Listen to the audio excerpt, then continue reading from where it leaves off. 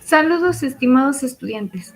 Es un gusto para mí poder compartir con ustedes esta nueva aventura de aprendizaje del módulo 15 hacia un desarrollo sustentable en las 2 semanas de recuperación.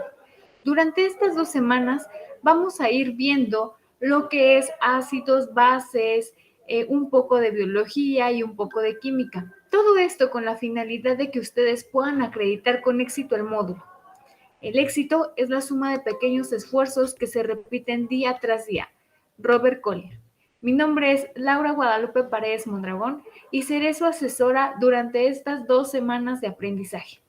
Si bien es cierto que el trabajo va a ser intensivo, también es una realidad que juntos vamos a poder cumplir nuestra meta de poder acreditar con éxito este módulo número 15 para que ustedes puedan continuar con su sistema de aprendizaje en Prepa Línea C.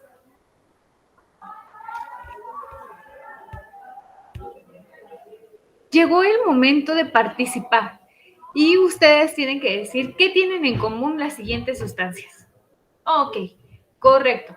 Además de ser alimentos, algunas de ellas son ácidos y podemos encontrarlas en diferentes aspectos de nuestra vida cotidiana. En el refresco, el vinagre, algunos cítricos que consumimos regularmente en esta temporada, ácido que contienen las baterías, la salsa Valentina que nos encanta ponerle a las frituras y el cafecito que tomamos por las mañanas. Ahora, ¿qué pasa si alguna de ellas me cayera sobre mi mano? Correcto. Algunas de ellas ni siquiera me harían absolutamente nada, pero otras pudieran dañarme la piel. ¿Como cuál? Como el ácido de las baterías que podemos observar de este lado. Y te voy a explicar por qué son tan peligrosas algunas de ellas. Por ejemplo, los refrescos contienen algo que se llama ácido fosfórico. El vinagre es mejor conocido como ácido acético, ya que es una disolución o una solución del 95% de agua y el 5% de ácido acético. Es por esa razón que podemos consumirlo. Las naranjas, las mandarinas, las toronjas y el limón contienen ácido cítrico. La salsa Valentina contiene dentro de sus ingredientes ácido acético, que lo ocupa como conservador. El ácido de las baterías se llama ácido sulfúrico. Y finalmente, el café, el cual contiene cafeína, está clasificado dentro de los ácidos. Como bien ya te has dado cuenta, todos y cada uno de los presentes que te acabo de mencionar son ácidos, algunos de ellos fuertes y algunos otros débiles. Los más fuertes están más cercanos al 7, al pH 7, y los más fuertes están más cercanos al pH 0. Y ahorita te voy a explicar qué onda con estos números. Ahora, como bien hay ácidos, también tenemos sustancias básicas o alcalinas, entre las cuales vas a encontrar al jabón, al limpiador de hornos, la clara del huevo, el blanqueador, la pasta de dientes, el limpiador de pisos y la leche de magnesia. Esta última la ocupamos cuando nos da gastritis o acidez estomacal. Todos estos productos anteriores rondan un pH de 7.1 a 14. Y como bien en los ácidos hay fuertes, en las bases también hay sustancias básicas fuertes o básicas débiles. Y ahorita te voy a explicar qué es lo que sucede o cómo se interpreta esa escala del pH. Pero antes de pasar a eso, necesitas saber cuáles son las teorías ácido-base. Y para esto existieron 3 personajes muy importantes para la química: Arrhenius, Bronsted-Lowry y Lewis. Cada uno de ellos dio una definición diferente a los ácidos de las bases. Algunos de ellos dicen que los ácidos son aquellas que en soluciones acuosas disocian cationes hidróneo y que las bases disocian aniones hidróxido. Cada uno de ellos, como te podrás dar cuenta en esta tablita, menciona significados diferentes, pero tienen algo en común. En los ácidos hay disociación de iones hidróneo, mientras que en las bases se disocian aniones hidróxido. Por eso, cuando ponemos o escribimos nuestras fórmulas químicas, aparecen los iones hidronio y los iones hidróxido. Ahora bien, ¿qué es la escala del pH? Bueno, significa escala del potencial de hidrógeno, que es una medida que me sirve para establecer el nivel entre la acidez o alcalinidad de una disolución. Esta escala del pH va del 0 al 14, donde el 7 es neutro y del 0 al 6.9 serán ácidos. Del 7.1 al 14 serán sustancias básicas o alcalinas. Entre más cercano al 0 esté, quiere decir que serán ácidos fuertes. Entre más cercanos al 7 estén, serán ácidos débiles. Y lo mismo pasa en las sustancias alcalinas o básicas. Entre más cercano al 14 estén, mayor basicidad o alcalinidad tiene. Y entre más cercano al 7 estén, menor basicidad o alcalinidad van a presentar. ¿Qué voy a encontrar aquí? Por ejemplo, entre los ácidos fuertes encuentro el ácido sulfúrico o el ácido de las baterías, el ácido clorhídrico que tenemos en el estómago, el ácido cítrico, contenemos también algunos refrescos, también tenemos el jitomate y el café. El café, vean que es un ácido y está en el pH 5. La leche también está considerada como un ácido y se encuentra en el 7. Ahora, en los básicos del otro lado tenemos el huevo, el bicarbonato de sodio, la leche de magnesia, tenemos el clorox y tenemos la sosa cáustica, es un ejemplo muy, muy importante para lo que son los elementos básicos, ¿ok? Ahora, ¿cómo voy a medir el pH? Existen 3 maneras diferentes de poder medirlas. Hay indicadores de pH, algunos de ellos son la col lombarda. Esta col me permite ver que cuando yo obtenga el extracto de ella, va a haber un cambio de coloración y eso solamente lo voy a visualizar. Eso se miden, el pH se puede medir de manera cuantitativa cuando me da un valor numérico o cualitativa cuando veo un cambio de coloración. Ahora, también existe algo que se llaman tiras de pH y estas tiritas de pH me van a permitir identificar el cambio de coloración y darle un valor aproximado al pH de lo que yo estoy midiendo. Y finalmente, tengo algo más exacto que es el potenciómetro. El potenciómetro lo voy a calibrar con algunos buffers y me va a permitir obtener un valor casi exacto de la sustancia que yo voy a poder medir. ¿Qué diferencia hay? En esta no me va a dar ningún valor, es decir, en los indicadores no me da absolutamente ningún valor, solamente veo el cambio de la coloración. En las tiras de pH obtengo un valor cercano, pero es un número completo, un número o 7, 8, 9 entero. En el potenciómetro puedo obtener hasta 3 decimales y eso me garantiza que yo puedo ser más exacto. Ok, te hablaba hace rato de qué onda con la leche de magnesia y te voy a explicar. ¿Sabes qué sucede cuando tienes acidez o agruras? Bueno, ocurre algo que se llaman reacciones de neutralización. Regularmente tenemos acidez o agruras cuando en nuestro estómago tenemos un exceso de ácido clorhídrico. Vamos al médico y nos dicen, toma, compra, no sé, Melox, alguna otra marca comercial, pero lo que contiene esto es hidróxido de magnesio. El ácido clorhídrico, al combinarse con el hidróxido de magnesio, produce una sal que se llama cloruro de magnesio y libera agua. Por eso, cuando nosotros tomamos la leche de magnesia, sentimos un alivio, hasta sentimos descanso en el estómago, porque finalmente lo que ya se está formando ahí es una sal y está liberando agua. Hasta ahí hemos terminado el tema de ácidos y bases. Ahora te voy a hablar de la síntesis química. Bueno, la síntesis química me va a servir para crear nuevos compuestos. Dice que este es un proceso que consiste en obtener un compuesto nuevo a partir de la unión de elementos o sustancias más simples llamadas precursores. Es también una reacción química que implica que dos elementos reaccionen para formar un compuesto.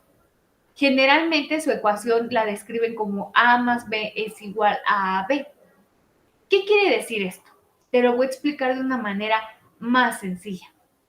La unión del cobre con el estaño me va a formar bronce. ¿Qué quiere decir?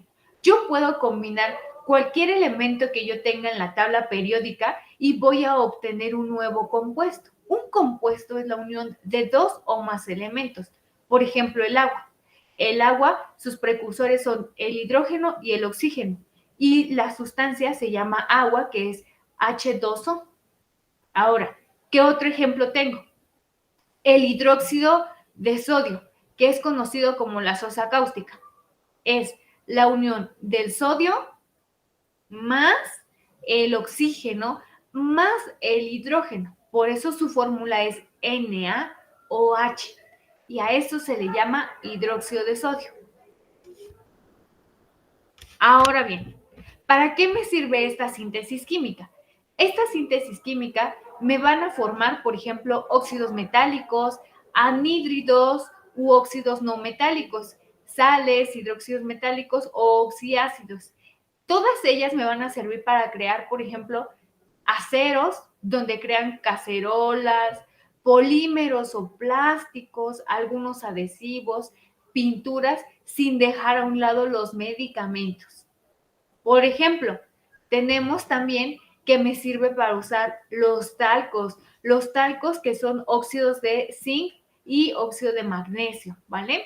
También tengo, por ejemplo, algunos gases que se liberan los vehículos, principalmente el azufre, que reaccionan con el oxígeno del aire y forman óxidos de azufre, como el sulfato de SO2, que es el óxido de azufre, es el óxido de azufre el que se forma, y también tengo hidróxidos metálicos, por ejemplo, la potasa cáustica, que es lo que yo te mencionaba hace un ratito, que es el hidróxido de sodio, que me va a servir para destapar drenajes. Y finalmente tengo el ácido sulfúrico, que si bien es cierto que se utiliza como en el ácido o se encuentra en las baterías de los carros, también es verdad que se utiliza para algunos fertilizantes en cantidades muy pequeñas.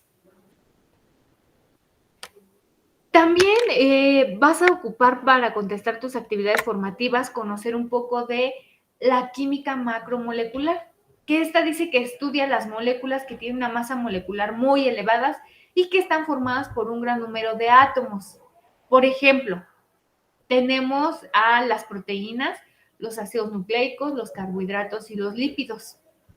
Quiero mencionarte que una molécula muy completa es el almidón. El almidón es una molécula muy grande y es la más pesada. También tenemos a los ácidos nucleicos, tenemos los lípidos o grasas y tenemos los carbohidratos como la dextrosa, la glucosa. Esos son algunos carbohidratos. Ahora, existe también la clasificación de los polímeros. Dice que la unión de monómeros iguales va a formar algo que se llama homopolímero o polímero. Sin embargo, cuando se unen monómeros diferentes, por eso vienen hasta de colorcitos, se forman heteropolímeros, que igual pertenecen a los polímeros, pero son diferentes. ¿Cuál es la diferencia entre una y la otra? En los monómeros deben de ser de características iguales para que se puedan unir y puedan formar homopolímeros. Y en los monómeros que se forman, que tienen características diferentes y se unen entre sí, forman heteropolímeros. Ok, también vas a tener que conocer un poco de la biocenosis, donde dice que primero somos un organismo, se forman poblaciones, se hace una biocenosis, termina formándose un ecosistema, se forma un bioma y finalmente los biomas, un conjunto de biomas, forman una biosfera. Bueno, también vamos a hablar un poco de la biodiversidad que existe en México. Esta biodiversidad habla de la diversidad o diversificación que existe entre la flora y la fauna presente en ellas. Algunas de ellas ya están en peligro de extinción, algunas otras tenemos que irlas preservando o cuidando para que nos duren muchísimo más tiempo y no solamente las podamos ver en una imagen o a través de un video, sino que seamos capaces de poder visualizarlas y poder conocer un poco más de cada una de estas especies. También tenemos lo que son los recursos renovables, que se clasifican en dos, en renovables o no renovables, o los perennes. Bueno, los renovables, como bien sabes, son aquellos que se pueden volver a utilizar y los no renovables se acaban y ya no hay manera de ocuparlos, ¿ok?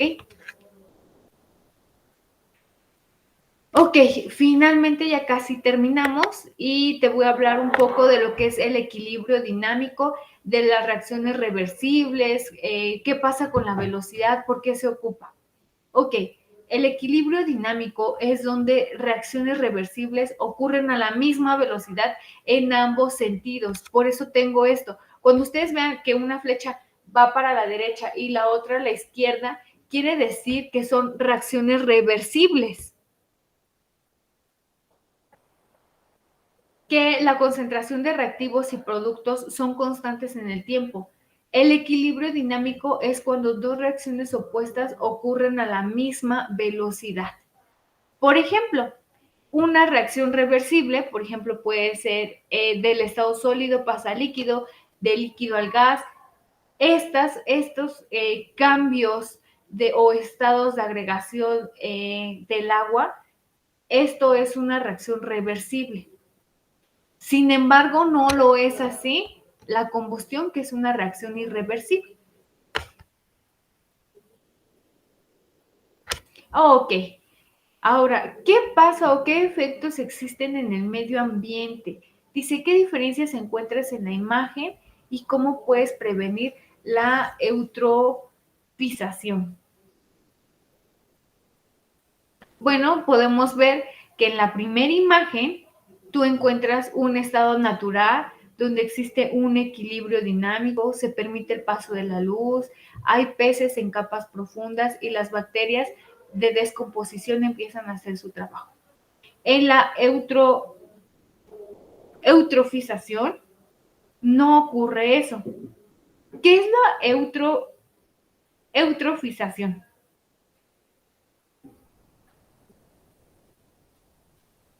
Bueno, es el proceso de contaminación más importante de las aguas en lagos, balsas, ríos y embalses. Esto está provocado por el exceso de nutrientes en el agua, especialmente del nitrógeno y del fósforo. ¿Qué es lo que pasa? El exceso de algas hace que éstas empiecen a impedir el paso de la luz, no hay luz, se empiezan a acumular nutrientes que provocan un crecimiento desmedido de las plantas y de las algas. Esto mismo ocasiona que algunos peces comiencen a morir y cuando los peces mueren y se empiezan a descomponer, liberan toxinas que, bueno, son excesos de desechos orgánicos por falta del oxígeno. Se empieza a hacer una acumulación y entonces las bacterias ya ni siquiera son capaces de poder descomponer y ya no empiezan a hacer su trabajo.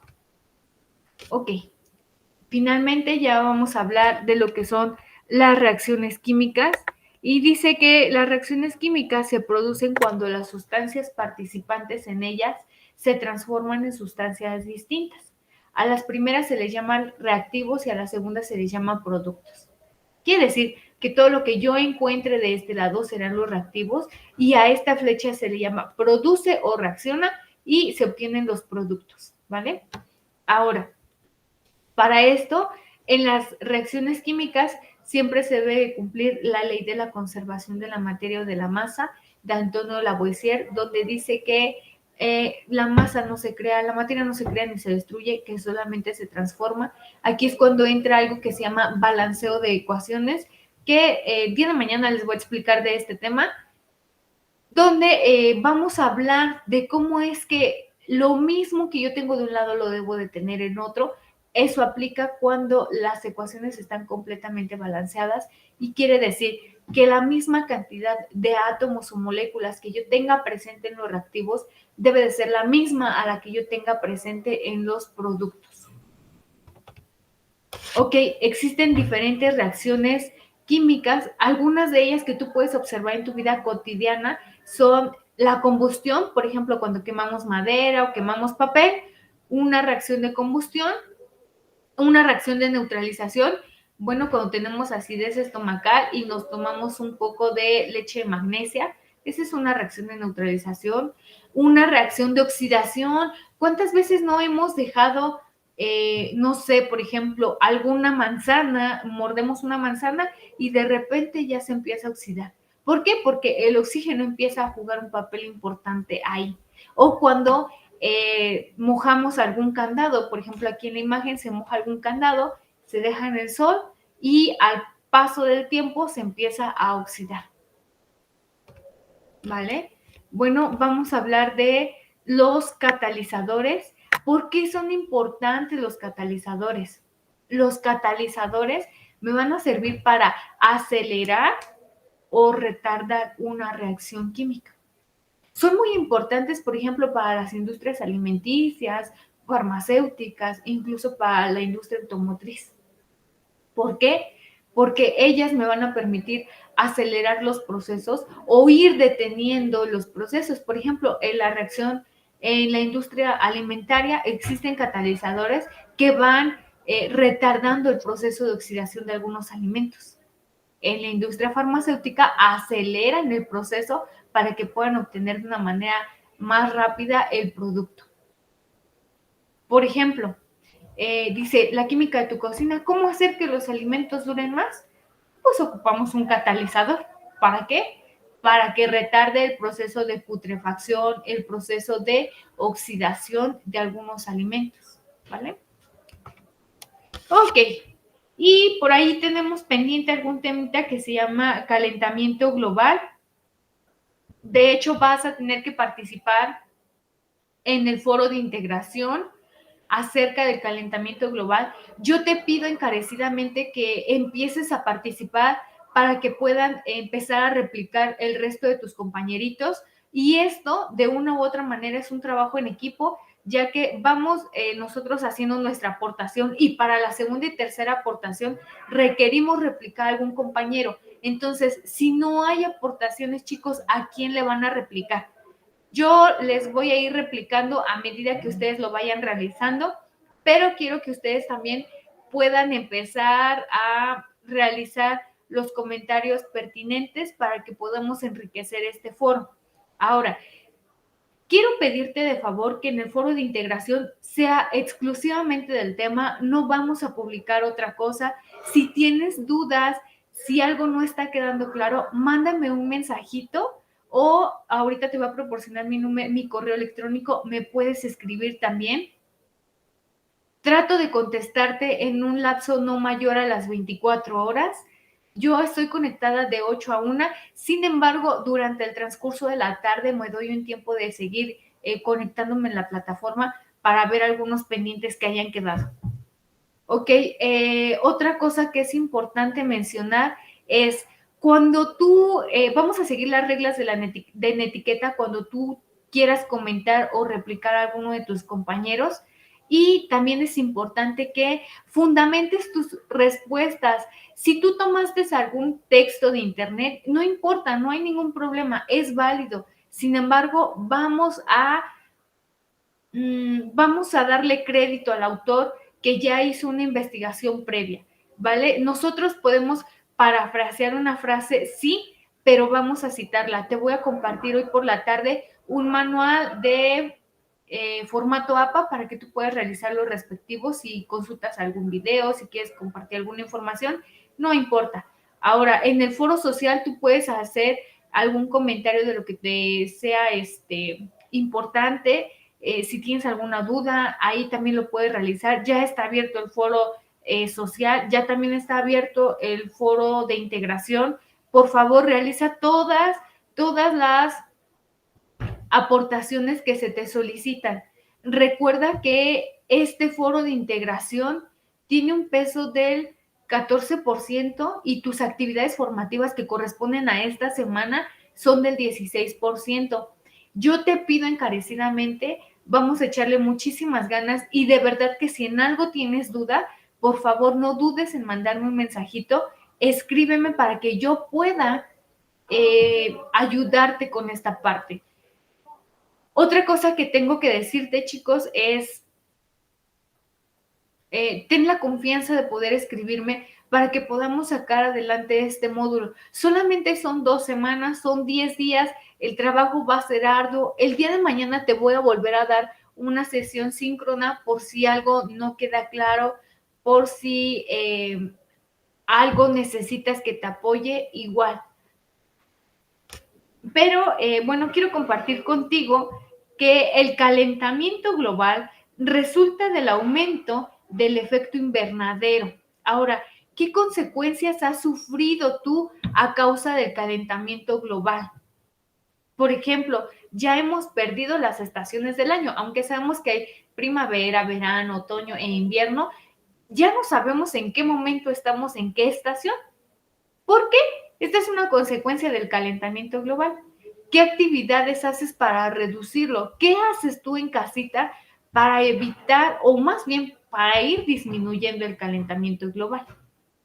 Si es bien cierto que ya es algo que está ahí, lo único que podemos hacer es evitar que esto ya no siga creciendo, que esto ya no siga siendo tan grande para que las consecuencias no sean enormes. Finalmente nosotros somos los que vivimos aquí y nosotros somos los que disfrutamos y los que también padecemos las consecuencias de las malas acciones que tenemos.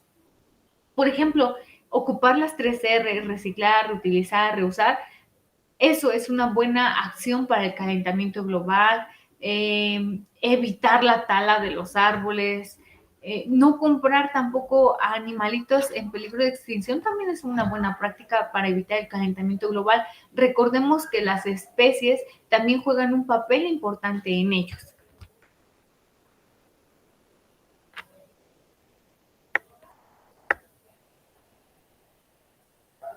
Ok, también está el desarrollo sostenible. Dice es desarrollo sostenible o sustentable. Cuando hay un equilibrio entre la naturaleza y lo que se está realizando.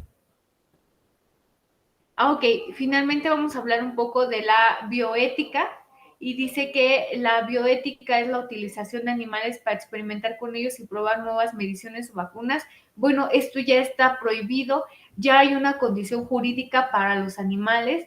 Por ejemplo, en la industria cosmética, que es donde más utilizan animalitos, bueno, ya se está prohibiendo eso. De hecho, ya se están haciendo algunos cultivos celulares para que las pruebas se puedan realizar en pieles sintéticas, se puedan realizar a través de pruebas de laboratorio sin estar ocupando algún animalito que pueda sufrir consecuencias. Bueno, también existen políticas ambientales, por ejemplo, SENASICA, que es el Servicio Nacional de Sanidad, Inocuidad y Calidad Agroalimentaria. También está la SADER, que es la Secretaría de Agricultura y Desarrollo Rural. Está SAGARPA, el medio ambiente. También hay una política por ahí de los RPBI, que son residuos producto biológico infeccioso, que finalmente me dice cómo es que se van a separar los residuos, por ejemplo, jeringas, agujas, algunas placentas que de repente pueden estar ahí, cómo es que se van a desechar, ¿vale? Nada de esto puede ir a la basura porque contamina el medio ambiente y también es un foco de infección para las personas de alrededor. Ok, nuevamente te vuelvo a recordar, el foro de integración es evaluable, tiene una ponderación del 14% y te voy a explicar qué es lo que vas a hacer. En tu primera aportación tienes que comentar qué es el calentamiento global y cómo se puede atender desde una perspectiva de desarrollo sostenible o sustentable, es decir, cómo lo vas a atender a manera de que busques un equilibrio. Ahora, para la segunda y tercera aportación vas a leer los comentarios de tus compañeros y vas a replicarlos, es decir, vas a compartir tu opinión por lo menos con 2 de ellos. Finalmente, en tu cuarta aportación revisa tus comentarios y en caso de que alguien comente tu participación, vas a reflexionar y le vas a responder o comentar a otro compañero. Yo te sugiero que si de repente ves que algún compañerito no le han replicado, no le han comentado, realízale su aportación para que él también pueda participar. De repente solamente leen y se les olvida y a todos los comentarios, todos han dedicado un tiempo y un esfuerzo para poder escribir. Entonces, lean un poco los comentarios de sus compañeros para que puedan retroalimentarlos.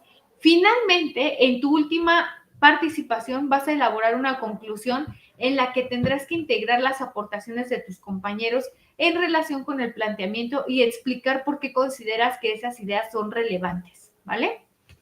Entonces recuerda, son 5 aportaciones las que tienes que realizar, empieza a realizarlas ya. Recuerda que este foro va a cerrar el domingo 19 a las 23:55 horas. También tus actividades formativas que tienes pendientes, te recuerdo, tienes 3 intentos y la máxima puntuación es la que se registra.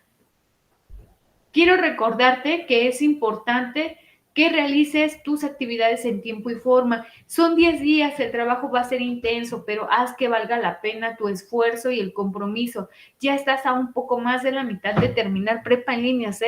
Y por favor, échale muchísimas ganas. A medida que tú necesites el apoyo, yo estoy para ayudarte y orientarte en este proceso. Finalmente te vuelvo a repetir, mi nombre es Laura Guadalupe Paredes Mondragón.